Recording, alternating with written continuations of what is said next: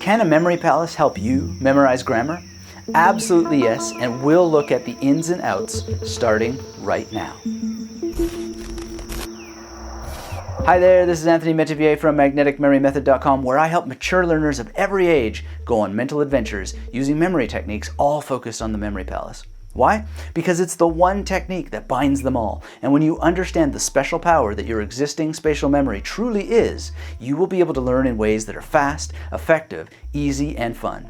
In fact, it can happen so fast it'll make your head spin. In a good way, of course. So to join in on the fun, make sure you don't miss a thing by subscribing now and hitting that thumbs up button if you like free education like this. And click the bell icon so you're notified of our live streams. That way you can meet the whole Magnetic Memory Method family, get your questions answered in real time, and finally experience what it's like when you can memorize any name, number, fact, complex concept, and confusing things like grammar. Now on the matter of grammar, here's the deal. I had a question over on the Magnetic Memory Method Memory Improvement Forum from Nakota Mustang. Thank you, Nakota. It turned into quite a conversation, so make sure to check it out by following the link in the description. Now, to answer this thing about grammar, yes, you can memorize grammar, but it's important to have the memory palaces in place first.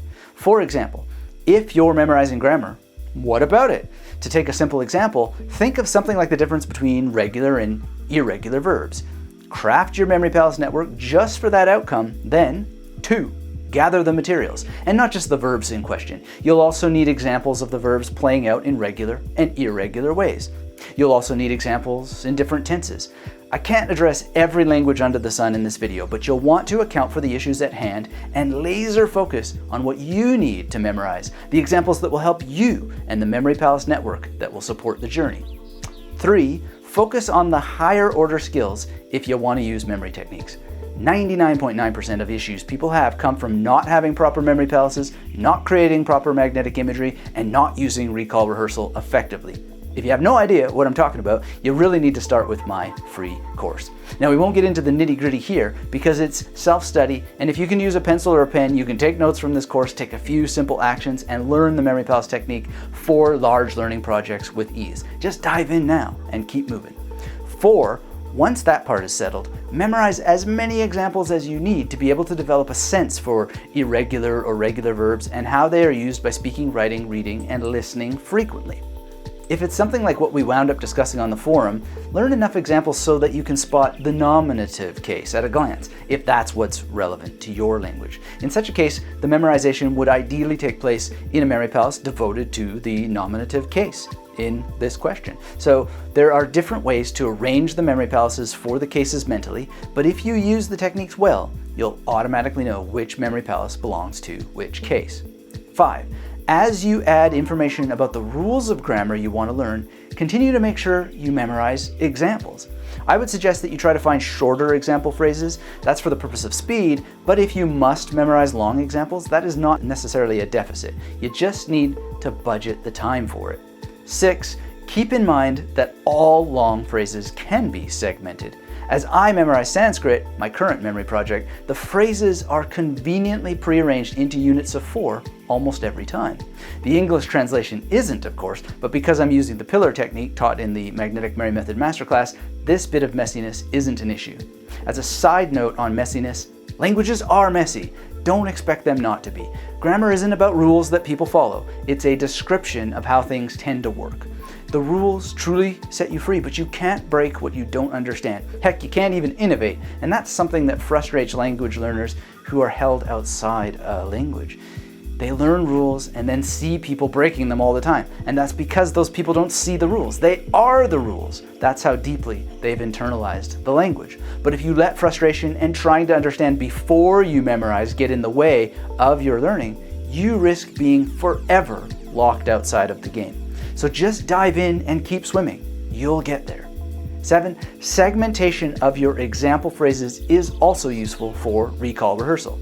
Remember, no phrase needs to be recalled in order each and every time when you're entering it into long-term memory.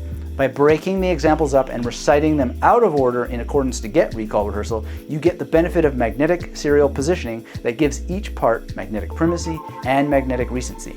If you need an example of working with phrases out of order for recall rehearsal, check out my video on memorizing Sanskrit phrases. Don't worry if it doesn't fit your language. If you can see past the language, you'll learn the more important principles. Then apply them to the language you're learning. The point is that you'll only make these phrases magnetic to your memory when the patterns are followed a sufficient number of times relative to your level of experience with the techniques, and then always going the distance with just a bit more. That's the secret. Now, at the risk of repeating myself for the benefit of getting the message through, it is so important to keep reading, writing, listening, and speaking in ways that fill your memory and draw from your memory simultaneously, which is also known as what I call the Big Five. The 8th point is, to that end of reading, writing, speaking, and listening, singing makes sense when learning a language. Memorize some examples of grammar rules and sing them. I'll be back in the future with more notes on why singing is so useful for memory, but for now, singing will be even more effective if you continue writing about your experience and getting your specific magnetic imagery into writing as you continue to verbalize the info, including both the examples and the rules.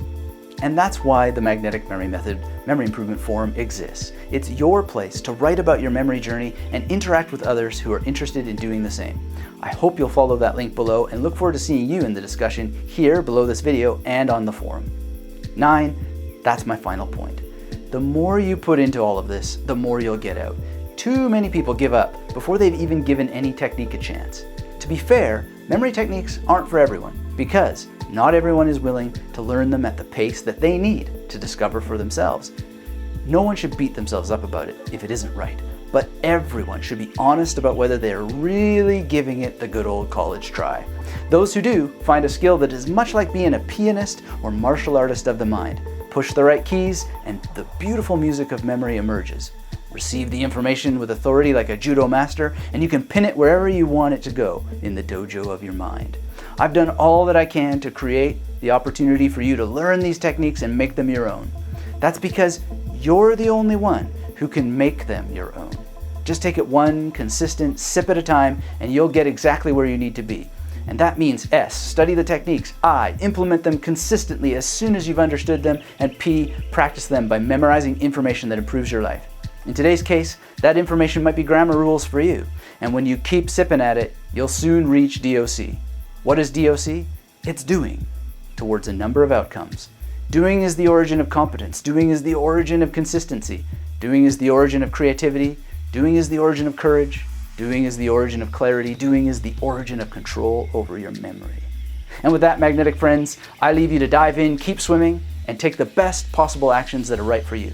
Keep the conversation going. Get my free course at magneticmerrymethod.com/YT. Get subscribed to this channel, thumbs up, and I can't wait to hear about your success. And until we have a chance to speak again, keep yourself magnetic.